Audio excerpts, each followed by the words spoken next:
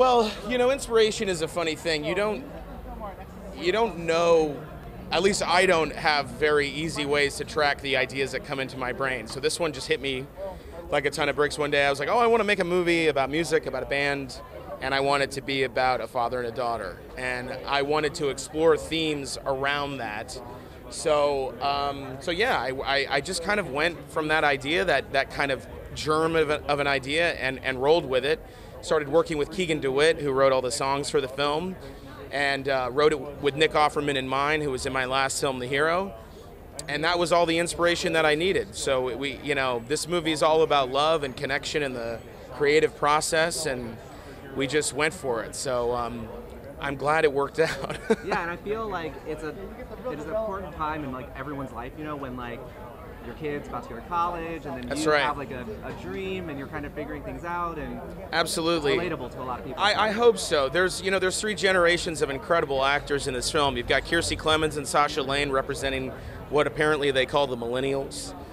You have Nick Offerman and Toni Collette, and you have Ted Danson and Blythe Danner. So there's this real wide range of amazing actors that represent people at different times in their lives. I like to make movies that are about transitions in people's lives, about the idea that change is always on your doorstep, and whether you want it or not, your life is going to shift and change. You don't really have much say in it sometimes. Sometimes you create the change, and sometimes things just happen to you. I'm very fascinated by that. I think all of my films deal in that, and this film is obviously about a lot of things, but at the heart of it is a father and daughter relationship, and the idea that you must let go. You've got to let someone go and be who they're meant to be. It's not up to you.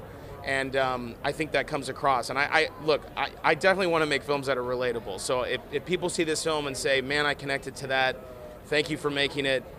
It made me laugh, it made me cry, it made me feel, it made me dance in my seat.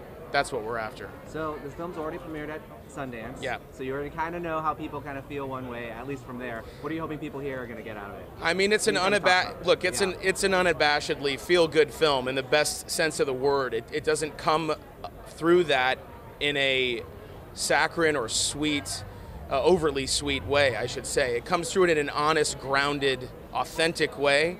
And for me, I want people to feel good. I want them to feel like, man, for 90 minutes I forgot about the problems of the world and was reminded of the small pleasures in my life, whether it be between your loved ones or your friends or the creative process. There's a lot of love out there still, and I think the things that bring us together are a lot bigger than what divides us. And this movie's all about coming together and being full of love and creating something, not for fame or money, but for the love of it. So, hey man, feel good after watching it. And so finally, you went to listen to some music last night. What do you love about coming here to Austin? I mean, Austin is, what a fun town. I love it so much. The food, the music, the culture. Everybody's super weird here in the best way. I feel like I fit in. It's weird to feel like you fit in Texas, but I'm a Brooklyn guy, and I'm like, this is right up my alley. This is amazing.